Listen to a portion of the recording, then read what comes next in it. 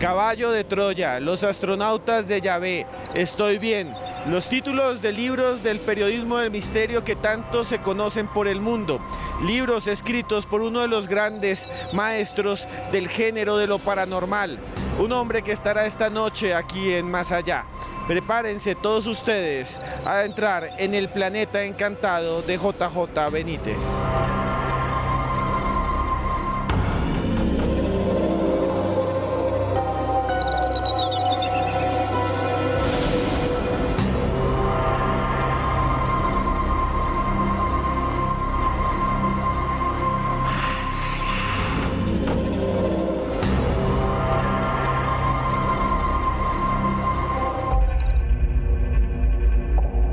OVNIs, viajes en el tiempo, apariciones imposibles, vida después de la muerte. Temas intrigantes que desafían la lógica racional y que aparecen retratados en la obra de uno de los periodistas de misterio más importantes de las últimas décadas. Un periodista que lleva más de 50 años investigando los límites de la realidad y que ha consultado más de 14.000 fuentes en los 5 continentes. Un bestseller mundial llamado JJ Benítez. Es posible que la ciencia sonría burlona, pero ¿qué importa su escepticismo si las pruebas son tan abrumadoras? Un hombre nacido en Pamplona, España, en 1946 y que desde joven estuvo interesado en descubrir los misterios del universo. Misterios que lo llevaron a estudiar periodismo en la Universidad de Navarra y que lo enfrentaron a casos increíbles, casos que se compilan en más de 50 libros, entre los que se destacan Caballo de Troya, Los astronautas de Yahvé, La quinta columna, La rebelión de Lucifer y Estoy bien, entre otros. Este, sin duda, es un momento histórico. Textos repletos de testimonios, fotografías y teorías conspirativas que nos hacen pensar en la posibilidad de que nuestra realidad sea tan solo un plano inestable y desconocido. Un mundo lleno de misterio que descubriremos esta noche de la mano de JJ Benítez.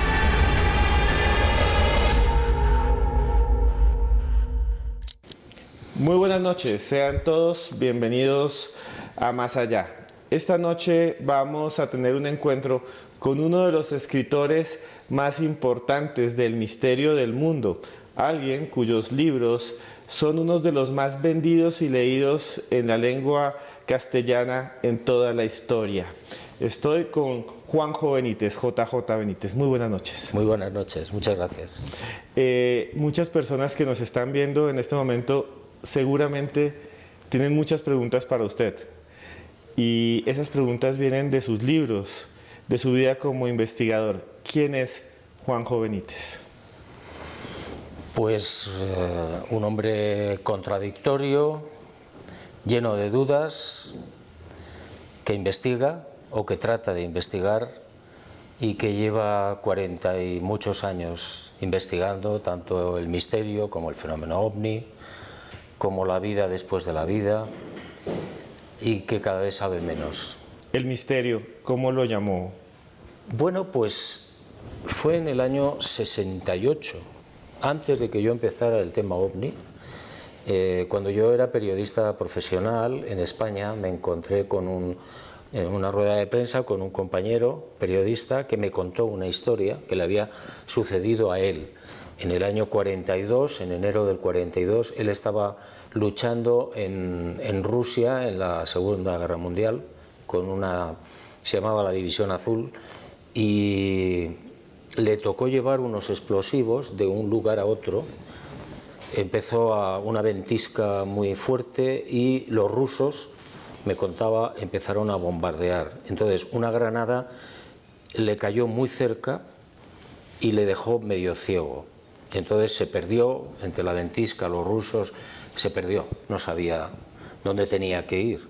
Y en ese momento apareció un compañero suyo, también soldado, y le preguntó qué pasaba. Le dijo que estaba malherido y que no sabía. Y entonces le dijo: no te preocupes, yo te llevo.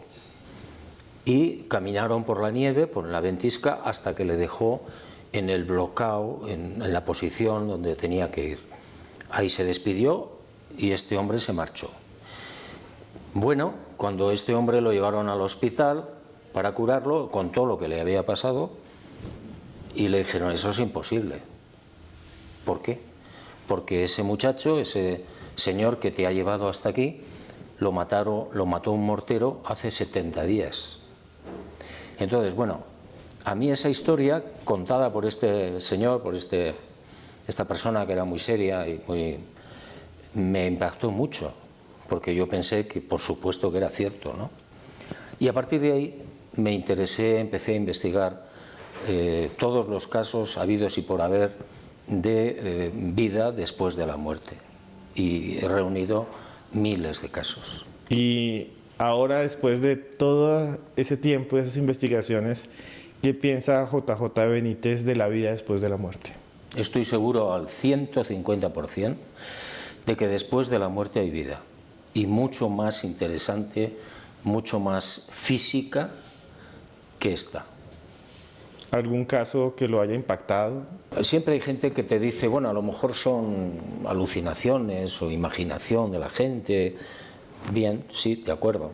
Yo pienso que hay muchísimos casos que no son alucinaciones ni imaginaciones, sino que son reales. Por ejemplo, en América, en la República Dominicana, una señora se había separado de su marido y este había muerto en España. Entonces un día estaba cosiendo en su salón y apareció como una nube en una esquina del salón, una nube se fue formando hasta que se presentó un hombre, que era su ex, ya fallecido. Y le dijo, no te asustes, estoy bien, no te asustes, vengo a decirte que en la cuenta tal, del banco tal, y le dio los dígitos, hay un dinero del que no sabéis nada, díselo a mis hijos. Y desapareció. La mujer, pues muy asustada, durante un tiempo no supo qué hacer, ¿no? Bueno, me van a tomar por loca, ¿no? Pero terminó se lo dijo a los hijos, investigaron, fueron al banco y efectivamente había una cuenta de la que no sabían nada y había en el año 82, que es cuando ocurre esto, $300.000. Entonces, claro, ahí ya no me encajan las alucinaciones, ni nada extraño que... No, había $300.000.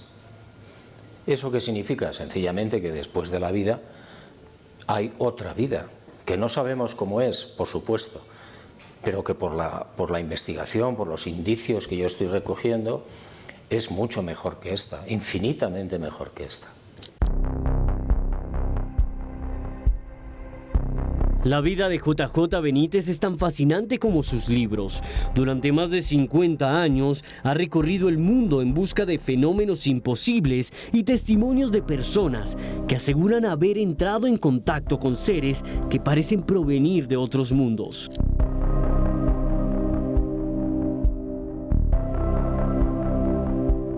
Si reuniéramos todas las páginas de sus libros, podríamos construir un edificio de papel de 40 pisos. Páginas que también nos hablan del misterio más importante de nuestra existencia, la muerte.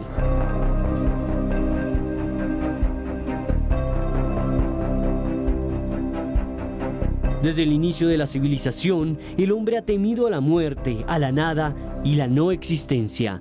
Temores que parecen disiparse con la creencia en un mundo en el que los difuntos sobreviven. Un mundo que para JJ Benítez es real y que ha estudiado a través de los mensajes que ha recibido personas que han tenido experiencias cercanas a la muerte. ¿Ha estado alguna vez JJ Benítez cerca a la muerte o a esa otra vida? ¿Ha tenido algún momento? Sí, tuve una experiencia, no llegué a ver nada, es decir, yo no vi ni el túnel que ve mucha gente, no vi nada, simplemente tuve un problema con el corazón y bueno, me hicieron un cateterismo con la mala fortuna de que el propio catéter, el plástico, me seccionó la aorta. Y entonces pues estuve a 5 minutos de pasar al otro lado. Lo que sí puedo decir es que esa experiencia cercana a la muerte, en mi caso, era como un sueño extraordinariamente dulce, era muy agradable. O sea, yo era consciente de que me estaba yendo, de que me estaba durmiendo, porque al final la muerte es dormir. Y bueno, luego me sacaron de allí, me llevaron a un quirófano y ya me sacaron adelante, ¿no? Es la única vez que yo he estado, que sepa, con un pie aquí y un pie allá.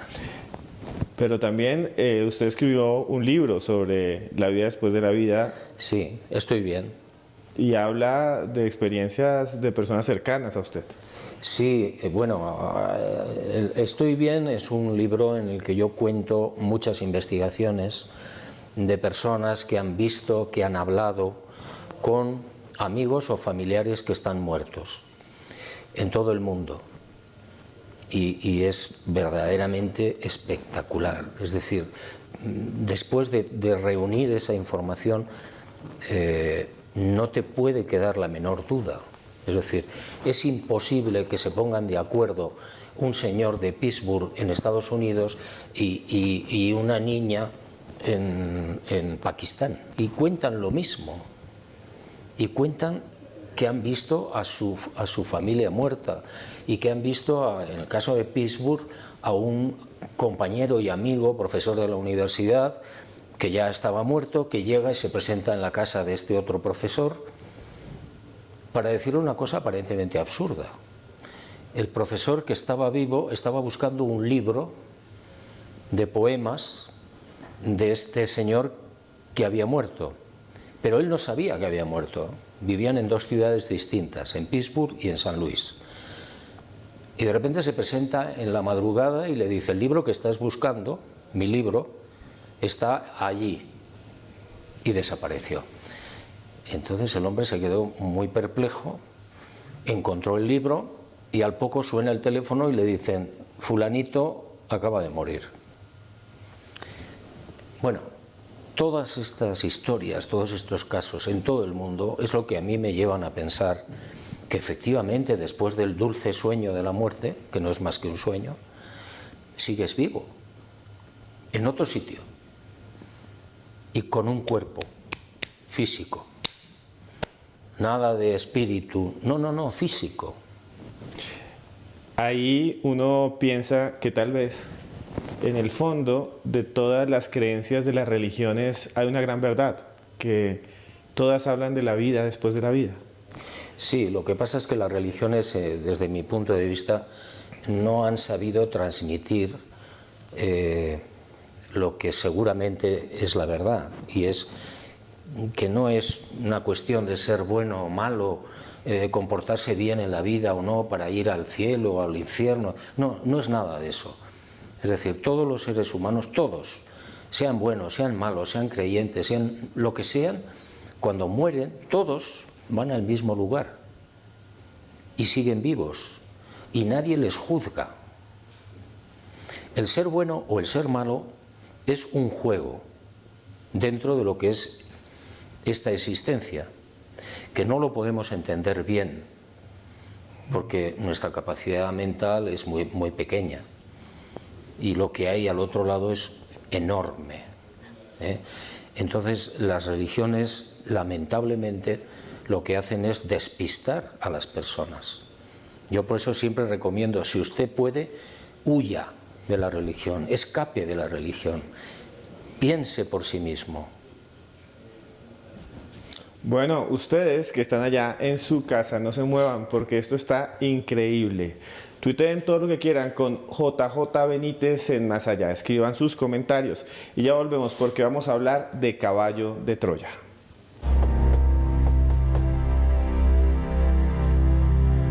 Conspiración, viajes en el tiempo, Dios. Son las temáticas que contiene uno de los libros en lengua castellana más vendidos de todos los tiempos, Caballo de Troya.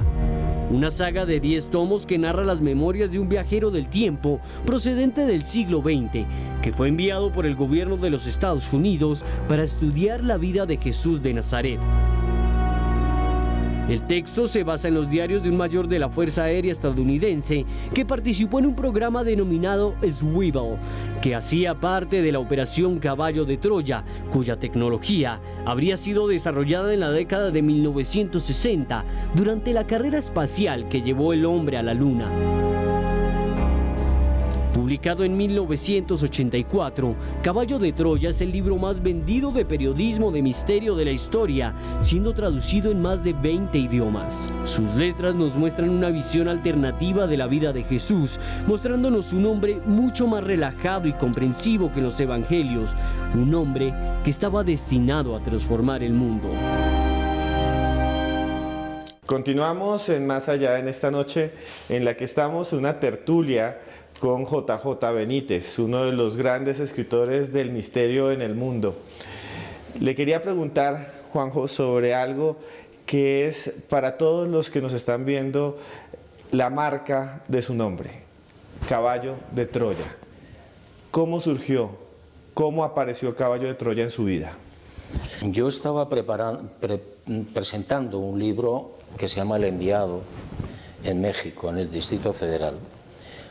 Un programa de televisión de máxima audiencia con un gran periodista que se llamaba Zabludovsky, y yo estaba hablando del contenido de ese libro, es decir, la sábana santa de Turín, los descubrimientos de los científicos, etcétera, etcétera. Y creo que puse mucho entusiasmo a la hora de hablar de Jesús de Nazaret, que es supuestamente la imagen que aparece en la sábana santa de Turín. Bueno, total, al final del programa recibo una llamada telefónica y entonces alguien se identifica como un ex oficial de las Fuerzas Aéreas norteamericanas y me comenta que tenía algo para mí. Bueno, yo le dije que... dije, bueno, Fuerzas Aéreas norteamericanas, OVNI. Supuse. Y entonces, bueno, al final yo acepté entrevistarme con él y así establecimos el contacto. Yo seguí en contacto con él y finalmente volví a verlo y me entregó una especie de enigma que yo tenía que resolver para encontrar lo que él me quería entregar. Bueno, conseguí la información y me encontré con una serie de manuscritos en los que había, yo leí la verdadera historia de la vida de Jesús de Nazaret. Ellos aseguraban que habían hecho un experimento, los norteamericanos, y se habían trasladado a la época de Jesús y le habían seguido paso a paso durante toda su vida pública. Y eso es lo que es la génesis del muy reducido, ¿no?, de Caballo de Troya.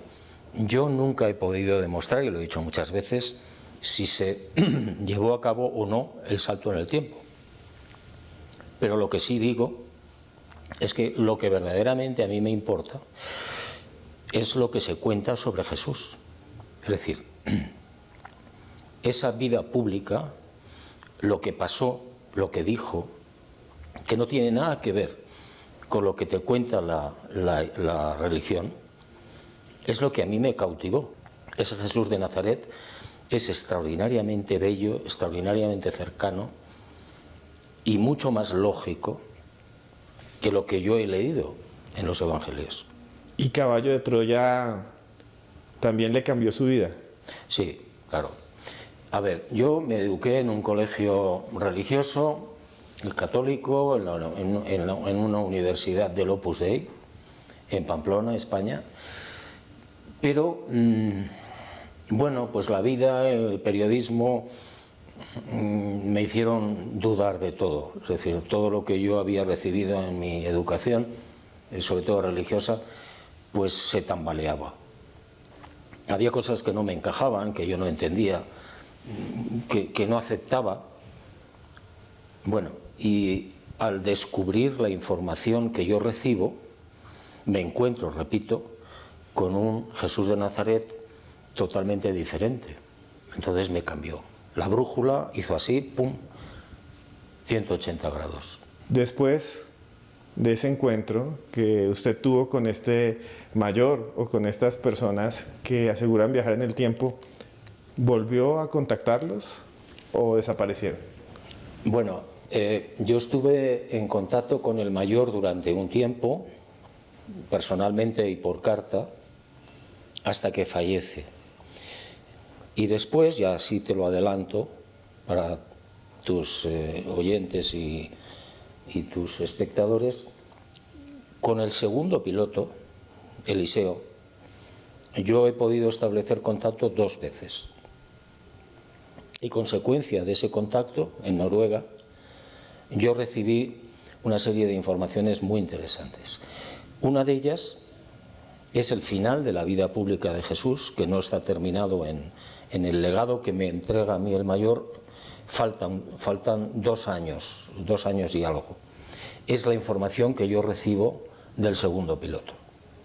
Con lo cual se cierra toda la vida pública. Esa información, supongo, se publicará en el año 2019, el diario de Eliseo. ¿Y es información que es reveladora? Pues es muy interesante porque complementa el resto de la vida pública de Jesús. El mayor termina su relato de la vida de Jesús de Nazaret, si no recuerdo mal, en el año 28, y Eliseo lo termina hasta el 30. Y va contando qué pasa, ¿no? Qué acontecimientos suceden en esos 2 años y pico, y qué dice Jesús, y por qué lo matan. Bueno, es toda una trama, es una historia para mí muy interesante y muy esclarecedora. Usted me decía antes de comenzar el programa que esta era la última o tal vez una de las últimas veces que va a hablar de Caballo de Troya. Yo lo que creo es que va a ser la última entrevista. ¿Por qué? Pues porque ya esa etapa creo que se ha terminado. Y quiero no seguir presentando libros, no participar en actos públicos en la medida de lo que pueda, ¿no? Es mi intención. Luego el resultado ya veremos. ¿Cómo cree que lo van a recordar a usted en 100 años? ¿Como Caballo de Troya o como algo más? No me preocupa demasiado, o sea, cómo me vayan a recordar. No, cada uno tiene su contrato y su trabajo aquí en la tierra. Y bueno, hombre, pues supongo que sería muy agradable que me recordaran como una persona que transmitió la posible verdadera historia de Jesús de Nazaret. ¿Y cómo se siente usted después de tantos años, tantos libros acerca de la historia de Caballo de Troya? ¿Qué siente JJ Benítez frente a eso? Yo me he dado cuenta, bueno, en los últimos años me he dado cuenta de que cada uno, como digo, tiene un papel en la vida. Todo el mundo tiene un trabajo, tiene un contrato, lo cumple sí o sí, aunque no lo entienda. Y en mi caso yo entiendo que, digamos, la zona más importante de mi vida o de mi trabajo es intentar abrir la mente de las personas. ¿Cómo? Pues con los libros, con la palabra, es decir, pues abrir la mente de los seres humanos a que hay otros mundos, a que hay otras civilizaciones fuera de la tierra, que Jesús de Nazaret no es lo que te han contado, es mucho más. Y por supuesto que hay vida después de la muerte, que hay que tener una esperanza, ¿no? Una esperanza, pase lo que pase. Vivas lo que vivas o malvivas lo que malvivas, después de muerto seguirás vivo. Usted desarrolla en otro libro Los astronautas de Yahvé. La idea de que la estrella de Belén pudo haber sido un ovni. Sí. ¿Qué podemos saber de eso? Pues yo sigo pensando exactamente igual. Es decir, cuando yo hice aquella investigación, analicé todos los factores que estuvieron a mi alcance. uno empieza a explicarse y decir, bueno, ¿pudo ser un cometa? Pues muy difícil, porque 3 meses es mucho tiempo para poder visualizar un cometa. Segundo, un cometa está muy lejos, la visualización de un cometa queda muy lejos. Tercero, difícilmente te puede orientar en un camino como era la zona de Ur de Caldea, Babilonia, esa zona hacia Belén. Y sobre todo, ellos tenían la costumbre de viajar solamente de día. No era normal viajar de noche porque era peligroso, y entonces ¿cómo es posible que tú puedas ver de día un cuerpo luminoso, una estrella, una conjunción? Otra de las teorías que hablaban de decir, no, es que fue una conjunción de 2, 3 planetas. No, porque eso es de noche, pero no de día. Y además una conjunción no te lleva a ningún sitio. Bueno, hay una serie de razones, de argumentos que yo estuve estudiando y que daban como resultado que no podía ser nada de eso. Es decir, tenía que ser un objeto brillante, luminoso, que durante el día les llevaba por un camino hasta el lugar. Y además dice en el Evangelio que cuando llegaron a la casa donde estaba el niño en Belén, se quedó quieto, encima de la casa. ¿Qué es eso? Lo que hoy investigamos y conocemos como objeto volante no identificado, lo cual no le resta ningún mérito. Es decir, yo pienso que muchísimas de las civilizaciones que nos están visitando o que nos han visitado están al servicio de la divinidad. Son, por simplificar, los ángeles, ¿no? Los ángeles. Es una pregunta que se hace mucha gente. Muchos sienten su presencia. ¿Usted también ha investigado casos de ángeles? Sí. ¿Qué piensa? Sí, bastantes. Y bueno, pues me encuentro con sorpresas maravillosas, muy bonitas, de gente muy seria, que ha vivido en la realidad o en sueños. Los sueños son muy importantes también.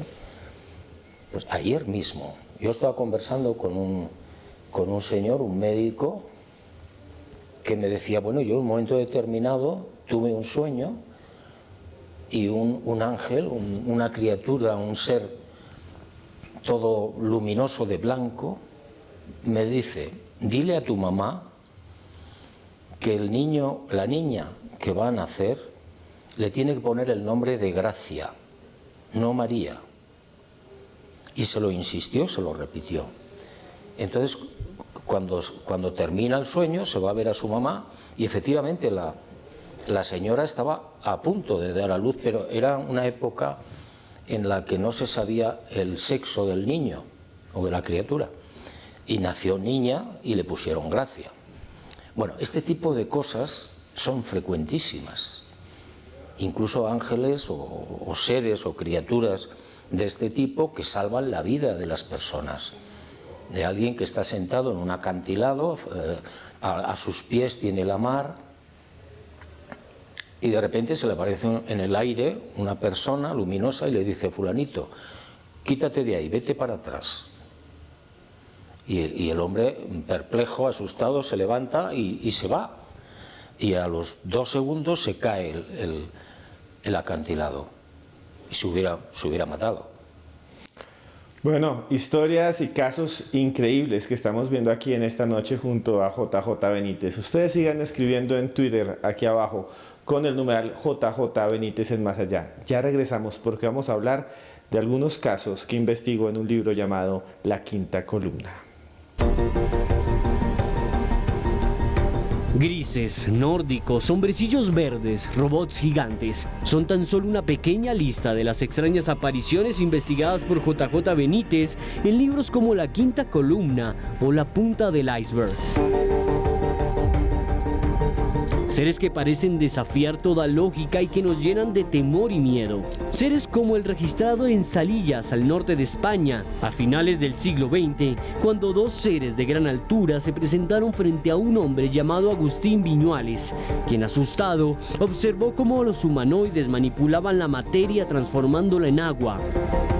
Era un hombre y una mujer.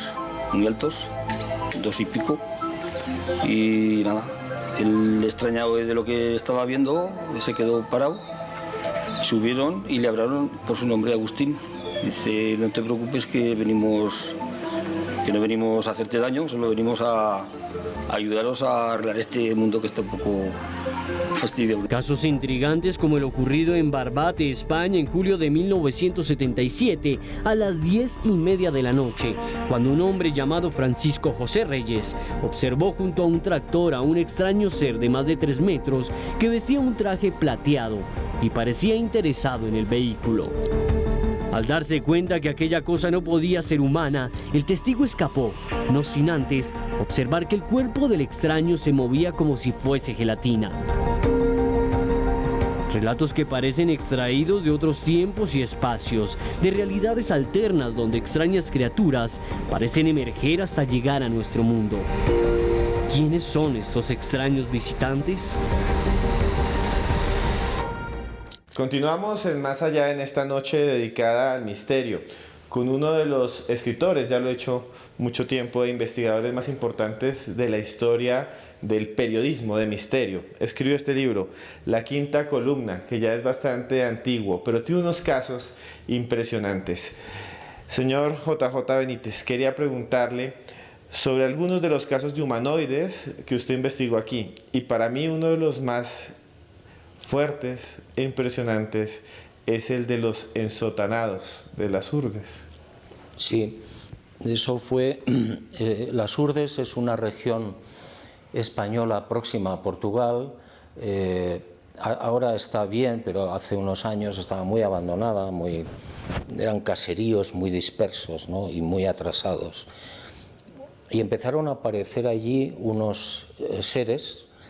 Yo me fui a investigar inmediatamente y me contaban la gente del pueblo, muy sencilla, muy humilde, que del suelo veían brotar a unas criaturas, a unos seres vestidos de negro, que claro, los atemorizaban, ¿no? Y llegaron incluso a tirarles piedras, ¿no? A los campesinos de allí, de la zona. Para mí el caso más interesante de ese libro, uno de los más interesantes, es lo que me cuenta un individuo al que de esas cosas, yo no creo en la casualidad, hace muchos años. Yo iba haciendo una investigación en el norte de España de un sitio a otro y me para un señor, me hace autostop. Y entonces lo monto, lo llevo. No es habitual que yo recoja a nadie en la carretera por seguridad, ¿no? Y este hombre, pues nada, empezamos a hablar y me dice, ¿usted cree en los ovnis? Y dije, pues un poco. Y entonces me cuenta lo que él vivió en un pueblo de La Rioja, en España. Bueno, él pertenecía a la banda terrorista ETA en esos momentos. Y se le presentaron 3 seres con unas capuchas también ensotanados. Bueno, el hombre recibió tal impresión que dejó las armas. Dejó ETA, dejó el terrorismo y bueno, pues su vida cambió por completo, ¿no? Yo estuve investigando aquí en Colombia un caso que no he podido terminar por las circunstancias que ustedes conocen mejor que yo, por la guerrilla. Hace años, en la zona del sur del Putumayo, sí. Putumayo, la guerrilla escucha una explosión. Acuden al cerro, al monte, y ven toda una superficie llena de restos metálicos. Piensan que es un helicóptero norteamericano o un avión norteamericano y ven, si no recuerdo mal, a 3 seres muy altos con monos muy ajustados. Uno estaba muerto y los 2 estaban vivos. Piensan que son gringos, se ponen a conversar, pero no hablan inglés, no entienden lo que dicen. Total, los capturan, los atan y los torturan. Entonces no gritaban, no se lamentaban, no decían nada. Total, que el guerrillero que me lo cuenta, que ya abandonó la guerrilla, dice que uno de ellos muere y al otro lo colocaron boca abajo, colgado de los árboles, y este hombre sintió piedad por este individuo y por la noche, en un momento determinado, le pegó un disparo. Y dice que toda la selva, todos los alrededores, se pusieron de color verde. Bueno, esa es la historia muy resumida. Yo dije, bueno, lo interesante sería acudir a ese lugar, intentar ver si quedan restos y qué pasó con los cadáveres. Pero por las circunstancias que yo comentaba al principio, no ha sido posible. Una historia realmente fuerte. Ustedes que están allá, al otro lado, no se pierdan porque viene el remate de nuestra entrevista con JJ Benítez. Escriban con el numeral de hoy que es JJ en Más Allá. JJ Benítez en Más Allá. Los esperamos después de comerciales. Continuamos en Más Allá, en esta noche en la que exploramos la obra de uno de los principales periodistas de misterio de la historia. Estamos con JJ Benítez y ahora quiero preguntarle a él sobre los casos más extraordinarios que haya investigado. ¿Qué piensa usted del fenómeno OVNI y cuáles son los casos más extraordinarios que usted investigó? Son miles de casos, son 46 años de investigación. Casi todos los días investigando. Es muy difícil seleccionar. Te diré los que me vengan a la memoria. Uno de los más espectaculares que yo recuerdo ha sido acá, en Colombia, de un grupo de 4 muchachos en Cali que ven al lado del río, ellos estaban jugando a las canicas y ven lo que piensan que es un caballo en el río, pero de repente el caballo se da la vuelta, se acerca a la orilla y es un centauro de más de 2 metros de altura y aparece. Se acercan, se quedan los 4 muchachos estupefactos, se acerca y hay como un muro de agua, entre comillas, que no le permite acercarse al centauro. Un individuo con una barba rojiza, muy musculoso, muy atlético, con los brazos, intenta pasar esa barrera y no puede, y empieza a hablar en un idioma que no identifican los muchachos. Y cuando estaban en esa situación aparecen 3 seres de detrás de esa cortina, de la zona donde estaba el centauro, atraviesan la cortina de agua o lo que sea, 2 hombres y una mujer. Y los 2 hombres, la mujer le empieza a hablar a los muchachos, los 2 hombres se dan la vuelta, vuelven a traspasar la cortina, agarran al centauro por los brazos y se lo llevan, desaparecen. Y la mujer les dice a los muchachos que eso no tenía que haber ocurrido, que disculpen. Bueno, a mí es un caso, es muy resumido, es un caso muy interesante porque, primero, es verdad, los muchachos no mienten. Segundo, te lleva y te transporta a examinar la mitología de otra manera. Es decir, la mitología a lo mejor no es solo mitología. Y luego recuerdo otro, yo empecé a investigar el tema de Roswell hace muchos años, desde que tuve noticias de él, ¿no? Y me enteré de que había un ingeniero aeronáutico que en un momento determinado lo llevaron con otros ingenieros a un lugar que no saben porque les vendaron los ojos y los drogaron, los militares, los llevaron a una base secreta, no saben si en Nevada o en Arizona, y los tuvieron 2 semanas tratando de hacer funcionar unas piezas que les daban cada mañana. Entraban en un hangar, les daban a cada uno una pieza y en un avión militar que estaba sostenido en el aire con cables, en el hangar, el ingeniero entraba en la cabina y tenía que probar si servía para algo esa pieza. Le dieron 5 piezas y solamente supo de una que servía para algo. ¿Y para qué servía? La colocaba en un sitio, le daba la computadora y a voluntad del piloto, en este caso del ingeniero, las alas del avión se doblaban o el fuselaje del avión se doblaba a voluntad, sin necesidad de cables ni de sistemas hidráulicos. ¿De dónde venía esa pieza? De la nave estrellada en Roswell. Es decir, siguen investigando, siguen extrayendo piezas de la nave estrellada en Roswell para intentar utilizar esa tecnología. Cuando yo estaba muy joven leía sus libros. En parte escogí el camino del periodismo de misterio gracias a usted. Y hay un tipo de humanoide, una aparición que a mí me dejó desconcertado. Los llamados hombres Michelin o que parecían Michelin. ¿Cómo fue esa investigación? ¿Cómo encontró usted ese caso?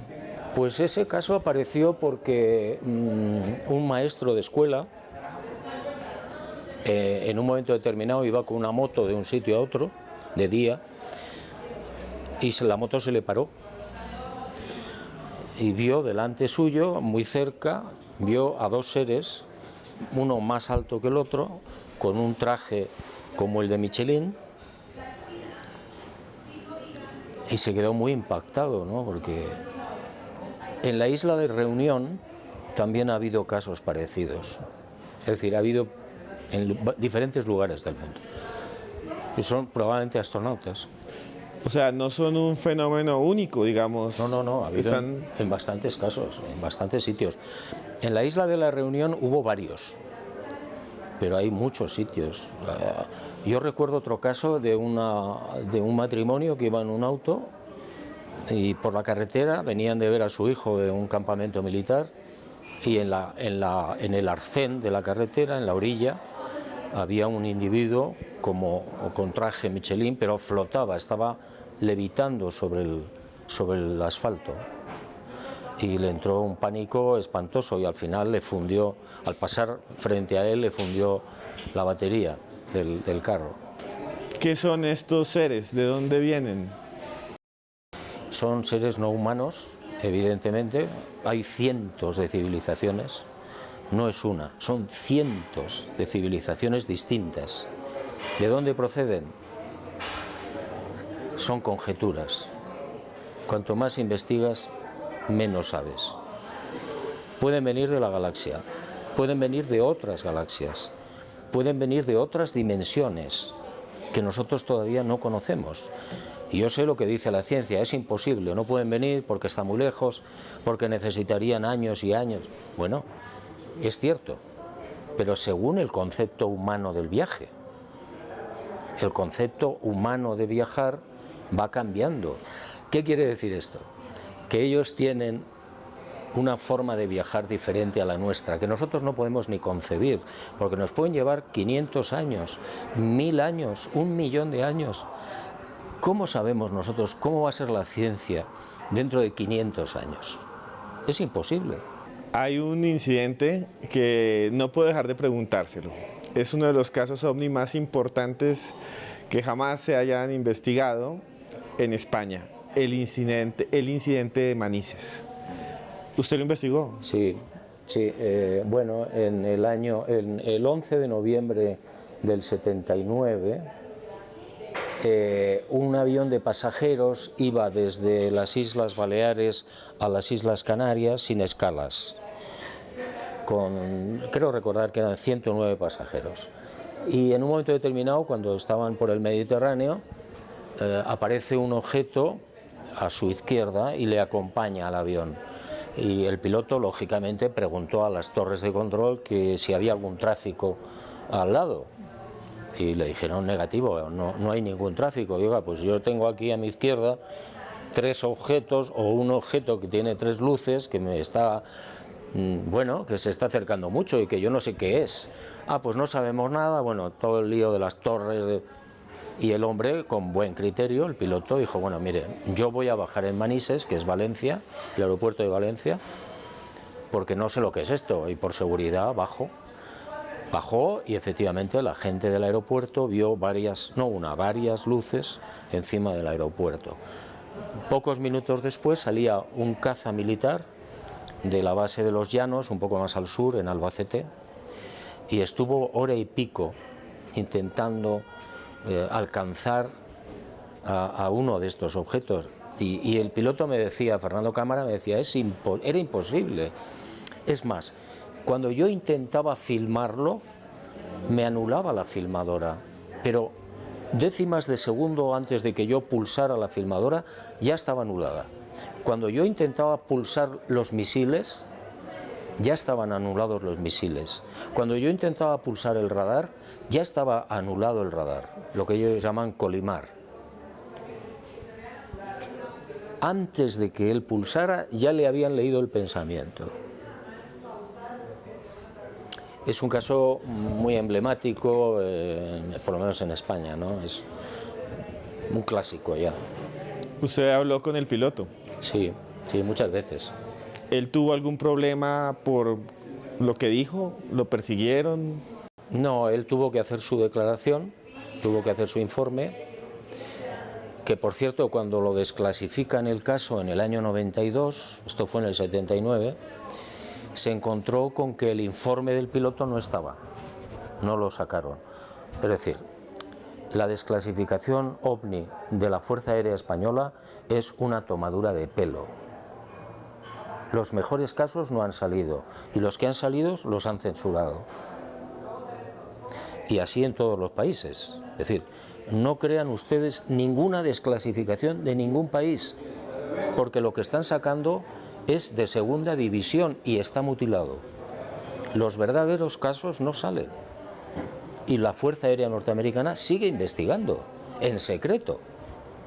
Eso de que se acabó con el libro azul en el 69 es mentira. NASA sigue investigando. NASA pertenece a los militares, no es civil. Y los militares siguen investigando allá donde sea. Y las embajadas norteamericanas siguen transmitiendo informes de ovnis a Estados Unidos. ¿Por qué esa conspiración? ¿Por qué? ¿Quieren quedarse con toda la tecnología? ¿No quieren que la humanidad conozca de la existencia porque sería un cambio social muy fuerte? ¿Por qué los gobiernos ocultan la existencia? Yo creo que no los gobiernos, los militares. Los gobiernos generalmente no tienen ni idea de lo que está pasando o saben muy poco. Son los militares los que verdaderamente tienen conocimiento y saben lo que está pasando. Y yo creo que hay varias razones.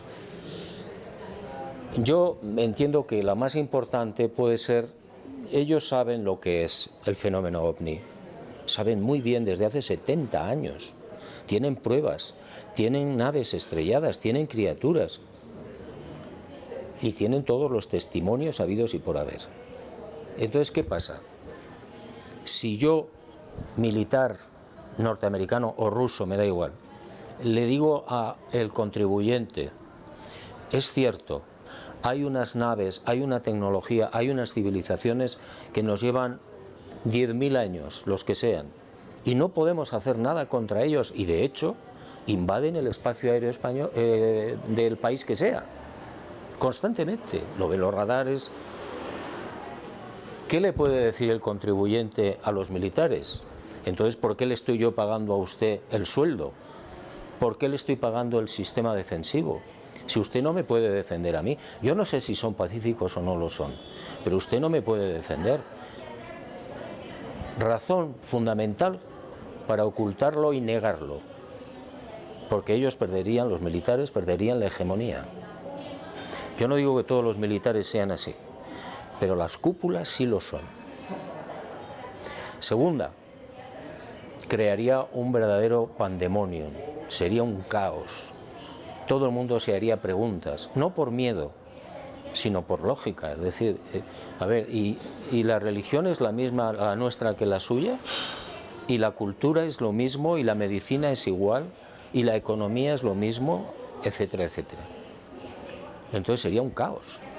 Bueno, ha sido una tarde, una noche encantadora junto a JJ Benítez y junto a ustedes en Más Allá. Yo sé que no le gusta que le digan así, pero le voy a decir así. Maestro, muchas gracias por estar esta noche con nosotros en Más Allá. Nada, encantado. Gracias, un honor. Gracias. Nos vemos con ustedes en 8 días. Y recuerden que por más lejos que andemos, siempre habrá un más allá.